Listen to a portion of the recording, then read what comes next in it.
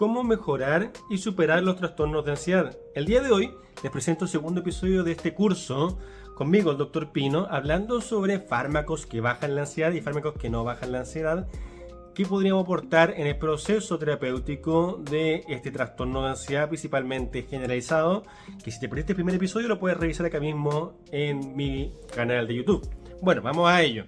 El trastorno de ansiedad generalizado, como habíamos hablado en el episodio pasado, es una ansiedad constante que se mantiene en el tiempo gran parte de la semana y genera dificultades en tu día a día. Había mencionado también que podrían ayudarte algunos tipos de antidepresivos de la clase SIRS, como sertralina, fluoxetina, pero ¿qué hacemos cuando esto no te funciona? Cuando ya has probado quizá un año con paroxetina, un año con fluoxetina, o quizás llevas 10 años con sertralina sintiéndote ansiosa y esto no ha mejorado. Una opción que pudo haber pasado es que el diagnóstico quizás no era el correcto. Segunda opción, que quizás la dosis no era la correcta para ti, quizás tu dosis era muy baja y debió haberse aumentado esta dosis quizás hace 2, 3, 6 meses atrás y jamás lo hicieron. Entonces, diagnóstico incorrecto o dosis incorrecta. Y tercer paso es que todo esto se haya hecho de forma adecuada, que hayas usado el medicamento adecuado, en la dosis adecuada, pero aún así te sigas sintiendo con ansiedad todos los días. ¿Qué podemos hacer ahí? Hay otra clase de medicamentos que son los fármacos duales o no selectivos de serotonina. ¿Como cuáles? Tenemos la venlafaxina, la duloxetina, la desvenlafaxina.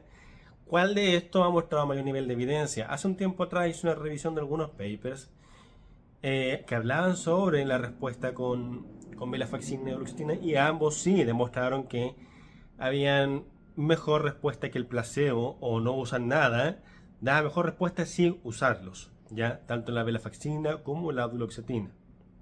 Ahora, ¿cuál de ellos mostraba mejor respuesta sintomática y en remisión de síntomas en el mediano y largo plazo? La duloxetina mostraba mejor respuesta. Ahora, desde mi perspectiva más personal como médico que trabaja en salud mental hace ya años, te puedo decir que los pacientes que usualmente usan duloxetina tienen más efecto adverso en las primeras semanas, el primer mes, más que los que parten con venlafaxina quizá en dosis de 37.5 o 75, por lo cual preferimos iniciar con venlafaxina, que es más accesible económicamente y suele tener menos efectos secundarios, menos efectos adversos que la duloxetina muchas veces. Ahora, claro, si la venlafaxina no funciona contigo, se puede intentar usar duloxetina o incluso la desvenlafaxina, que tiene aún menos efectos adversos. ¿Y cuáles son estos efectos adversos que podrías presentar? Funciona, ya sabemos que funciona, pero ¿qué podríamos ver negativo en estos dos fármacos? Principalmente con los duales vemos que hay dolor de cabeza, náusea, mareo, cólico abdominal, igual que los otros antidepresivos. ¿Hay disminución del líbido? Sí, hay disminución del líbido, sobre todo en los primeros 2 meses. Podría haber alguna alteración del sueño y del apetito, sobre todo el primer mes es donde es más presente estos cambios del ritmo corporal, de la alimentación y del sueño.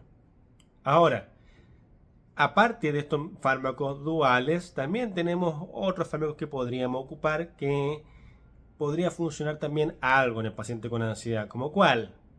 Podríamos ocupar la pregabalina también, sobre todo en pacientes con mucho más síntomas que somatizan mucho más, como con mucho dolor corporal, dolor muscular, calambre, artralgia, parestesia.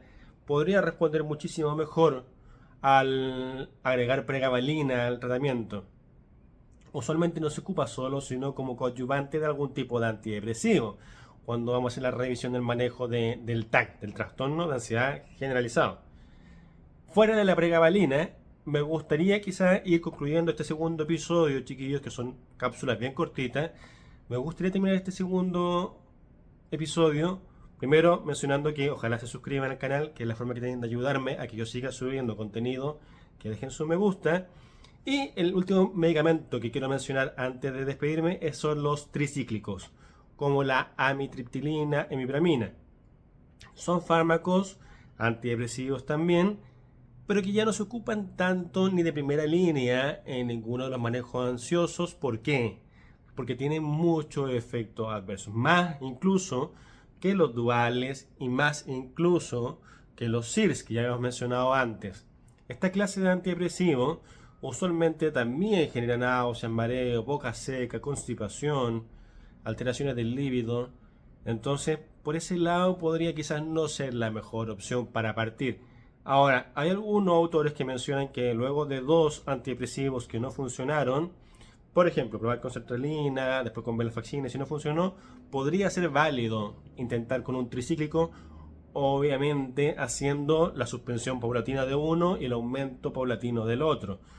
Nunca brusco, porque son clases distintas de fármacos que podrían aumentar estos síntomas de descontinuación y sentirte muy mal cuando lo combinas.